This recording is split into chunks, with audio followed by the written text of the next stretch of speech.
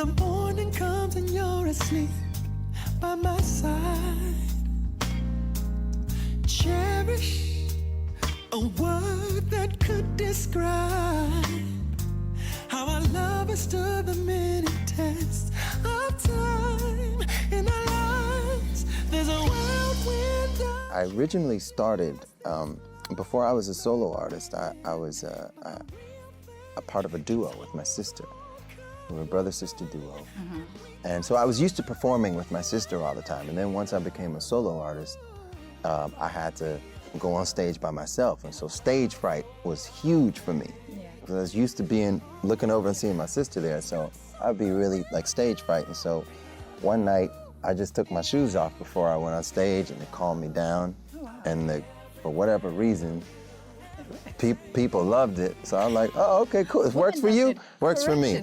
I look at it like this. I think R&B, as we know it, was kind of born in the 50s and 60s, and it was very young.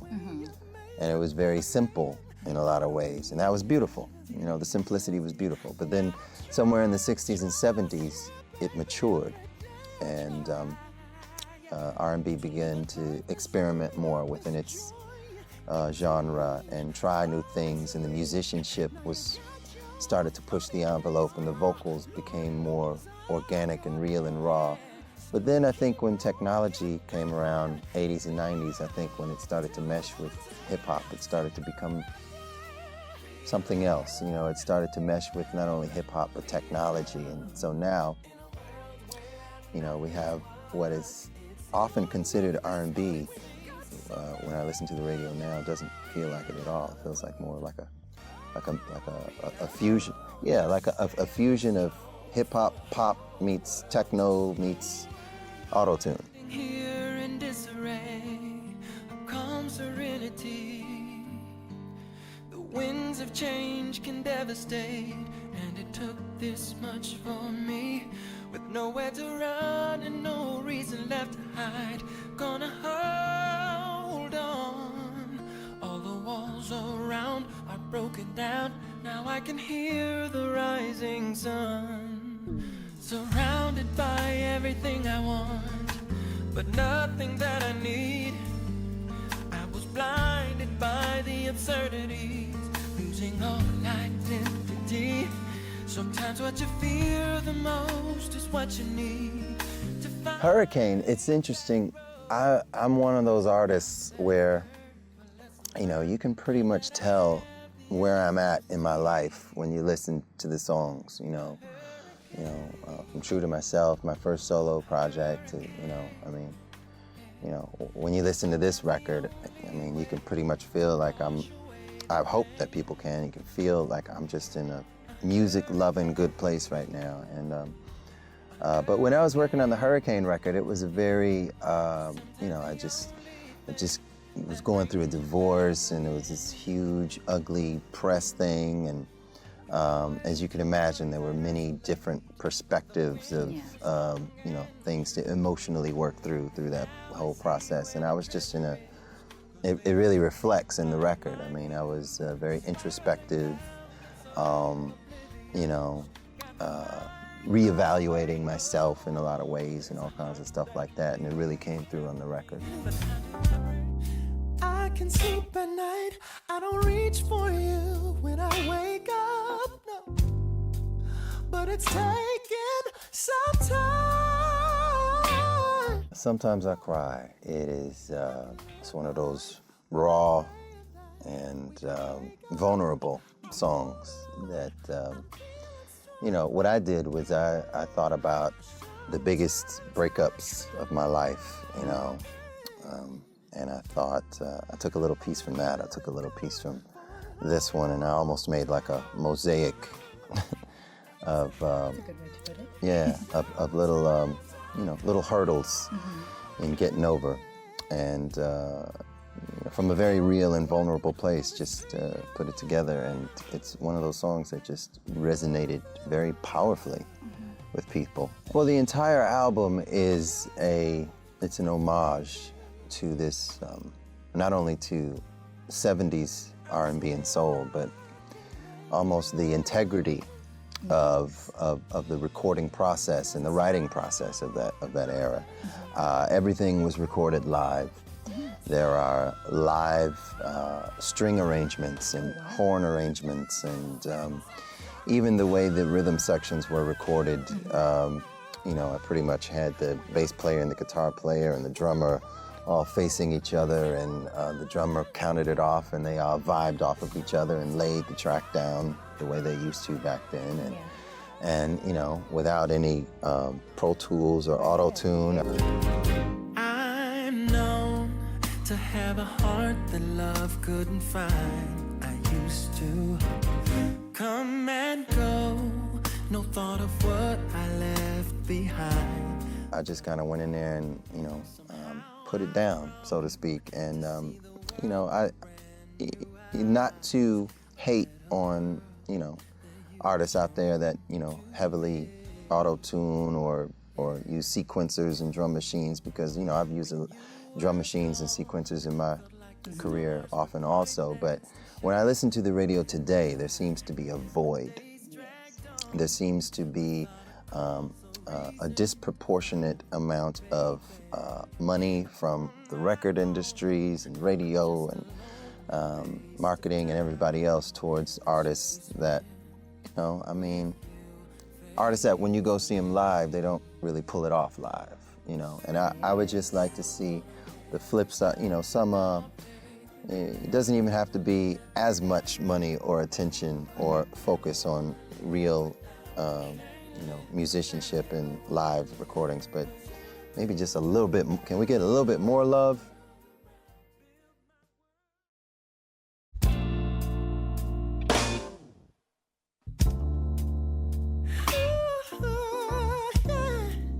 It's one of those records where it's taken me this far in my career to be able to pull this off for a few different reasons. Politically, within the record label, as you can imagine, you know, with there are a couple of different factors going on. One, the music industry is kind of in the tanks right now.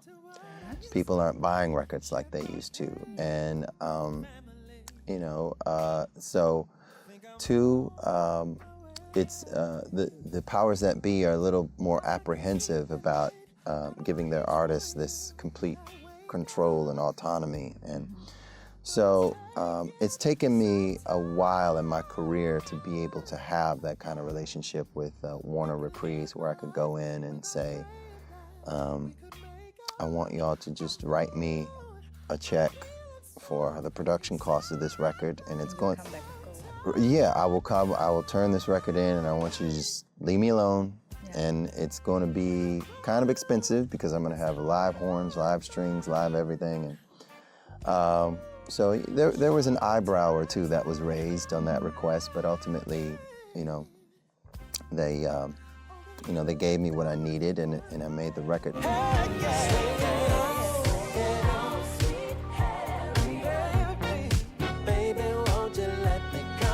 Musically, I feel like I needed to mature to a certain point where I could respectively do a record that is a tribute to mid-'70s and music. I mean, there was, in my opinion, that was the most brilliant and you know, influential time of R&B.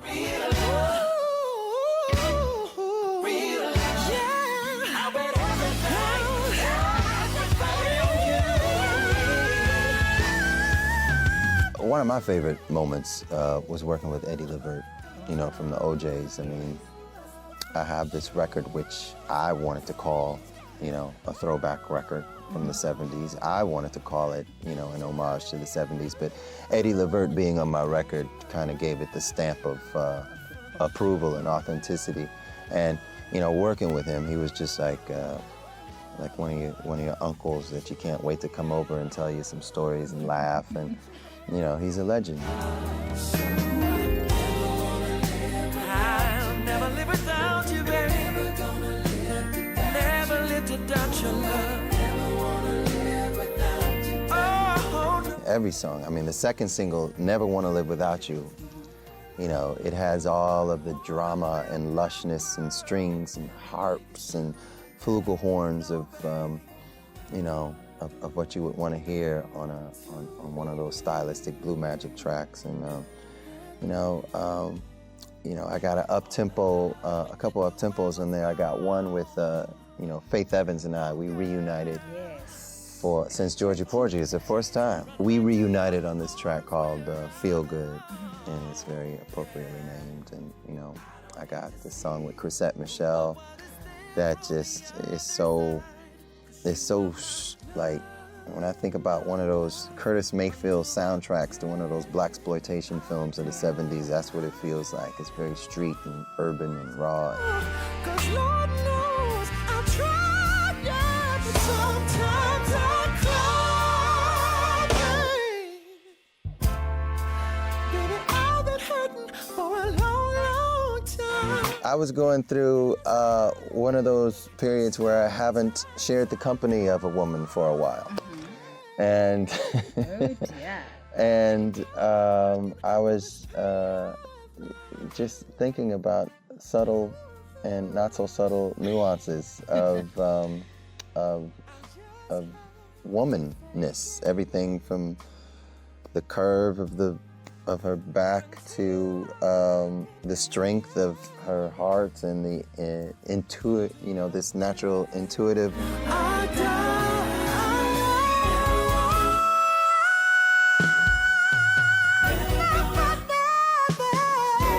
It's interesting when you're making a song. I never really know what, you know, I never really know what kind of success to expect. I mean, when I'm in the studio, I feel like when I have goosebumps and the song is just making me stand up and clap, you know, I feel like it's ready. So, and I don't really like to release any song until I get that feeling.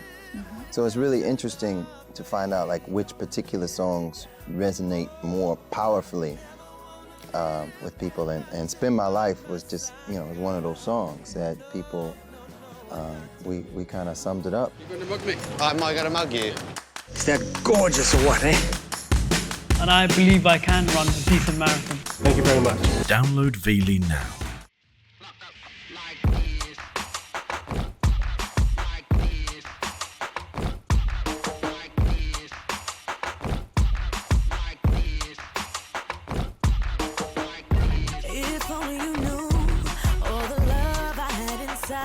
My mom and dad are Caribbean, and that was how they immigrated to Canada, so I'm actually the only person born in Canada in my whole family. So it's really important for me to express that side of my culture. It's a big part of my culture, because even though I grew up in North America, I was raised very traditionally West Indian. So the food and the music and the upbringing and the, you know, the discipline was all West Indian culture. So it is a big part of who I am, and I can't really help it. It comes out in my shows and, you know, my live performances, and definitely when I'm in the studio, I always have to include that as well.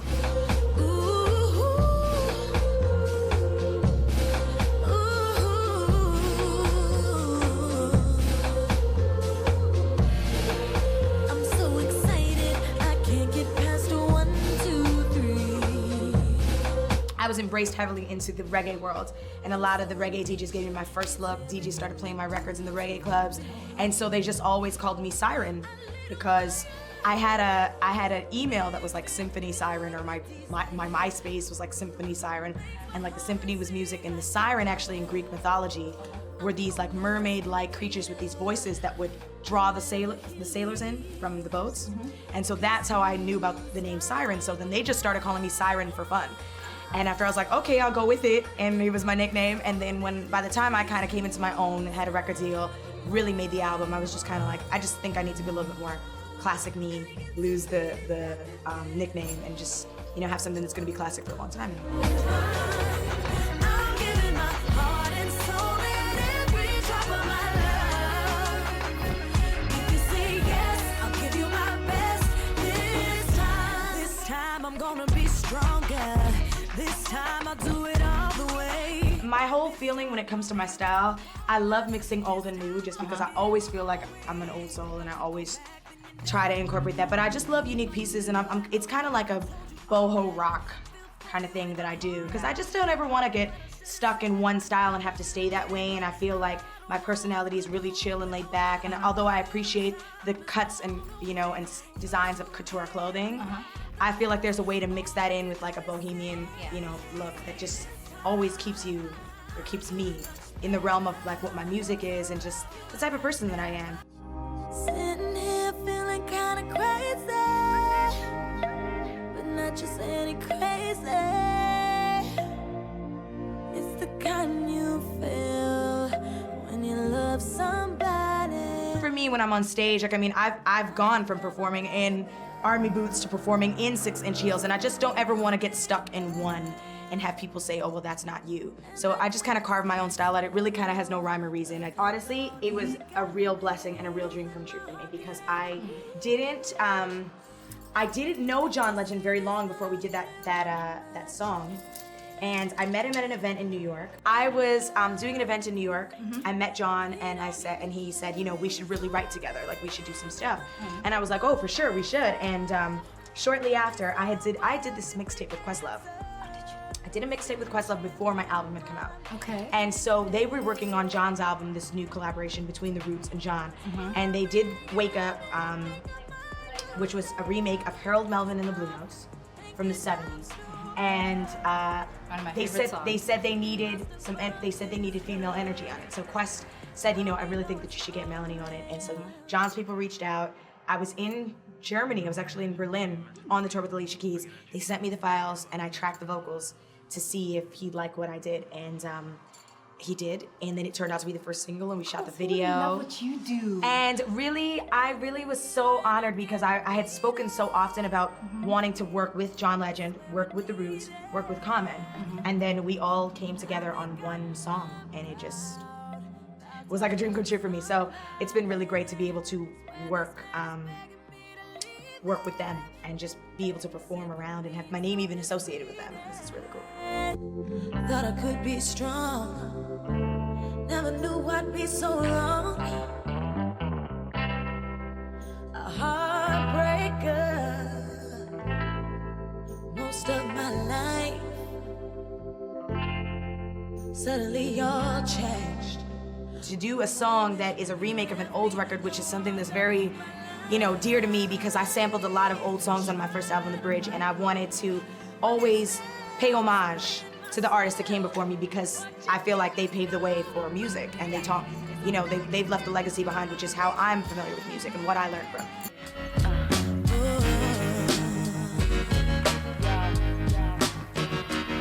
I wanna thank you for every time you tried to get the best of me inside. How many times I compromised. They were at two very different points in my career. When I did the Kanye West tour, I was a newbie, no single out, just fresh off of a record deal, just finished my album, nobody knew my name, and now I'm going on a European tour with Kanye West and The Roots, Santo Gold, Kid Cudi, Mr. Hudson, Consequence, and I'm like the only girl other than Santi, and then just, the newbie, and I'm opening up the show. So it was a very different experience for me, and it really was a great experience for me because it really threw me in, and it was like sink or swim, what are you gonna do? And I learned a lot, and Kanye is such a performer that it taught me a lot about just being one person and being able to command an arena. So I was really new at that stage. And then after having released an album and singles worldwide and people knew who I was, then I'm on the Alicia Keys tour now with another female artist who I think exemplifies everything that I hope to exemplify in my career and all the success that I hope to achieve one day. And now I'm in this kind of company and I'm on a world tour with her, and it was incredible. I'm gonna say Alicia. I'm gonna say the Alicia Keys tour because of just where I was at. Just because being in the company of a very strong female like she is, like I said, the music that she makes is very similar to mine, the audiences that we were in front of, and just where I was at as an artist at that point.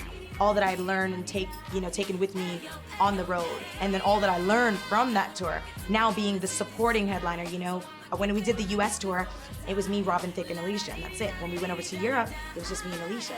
So it was a value in myself that I had to raise to become a better performer, to become more worldwide, to become more connected to my audiences, to these new audiences that I was opened up to. So it was really quite an experience, and I mean ups and downs all the way through, and it was very humbling as well because but I gotta say, she and her whole camp just treated me with the utmost respect and did not treat me like the opener, which is like, yeah, which is always a tough thing. Why? Can you tell me why? Said that you'd be there for me, said you'd care for me. So now you're gonna say goodbye. And I don't wanna be without you, 'cause I can hardly breathe without you. This is what it feels to be the one who's there to lift me high. How did I become the wrong side of the love song?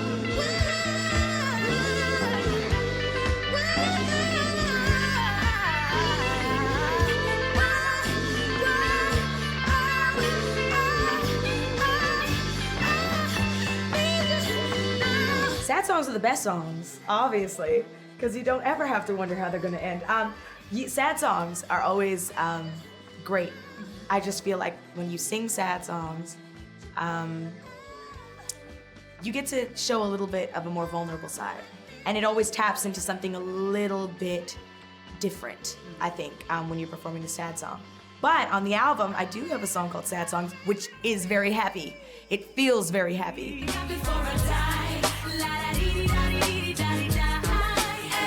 Every moment has a purpose, nothing happens by chance. This is your life here in your hands. You gotta fight to take the stand. And I know you might not see it, but the high can fall so fast. When you're in first, don't forget the last. You gotta give it all you have. Oh, life can be unforgiving. I'm fighting to keep on living. And I say, hey, yo, rise up, let me see your head high. Head high. Put your hands up in the sky. La da dee dee da dee dee da dee da. Hey yo, hey yo, hey yo.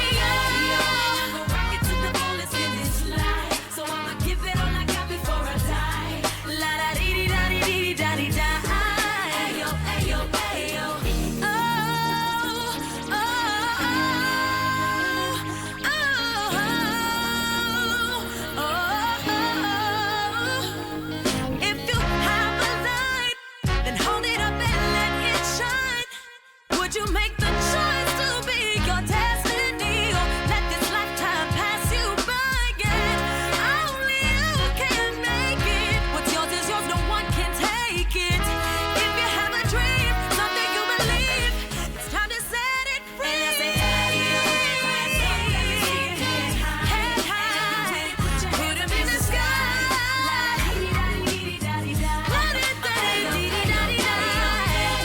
And I'm gonna rock it to the fullest in this life. So I'ma give it all I got before I die. Give it all I got until I die.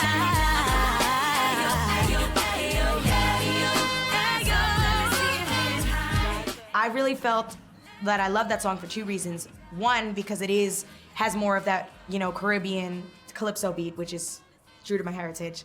And then also, it was a different way to tell a sad song. Most sad songs are slow and sad, and everybody thinks they have to be a big ballad. But this one was really an upbeat take on a sad song. So it's one of my favorites.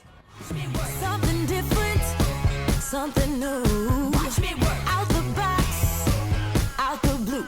I wanted people to not just get a sense of the music, but also a sense of me. And after traveling all over the world and being around different people and appreciating the different forms of art and artistry that people have, like seeing the most talented guitar player on the street just singing because he loves it with the bucket for whatever reason, it just really inspired me. And I don't feel like I'm much different from the people who have a love for music that play in the subway versus me being on a stage. And so I just wanted to collaborate with the different people that I was inspired by all over the world and just give it that real, like, down to earth, like, I'm not too big to perform in the subway. I don't think that I need to, like, music can be lived and celebrated anywhere. So it was my way to connect with the people and just be like, you might see me performing in your subway, in your city. Don't be surprised. Some artists don't do that. Some artists maintain a very like, I'm untouchable, you'll never see me walking the streets. I ride the subway, I take taxis, I bike ride. I will walk places and never, ever think twice like about not doing it because maybe people know my music or people consider me famous. I'm like, life, I'm just a regular person. So I just gotta keep doing what I do, what I love as a regular person. Don't stop showing love. Show me all the things that you're dreaming of, cause I was there for you for sure. Tell me all the things that you wanted more, so don't stop showing love.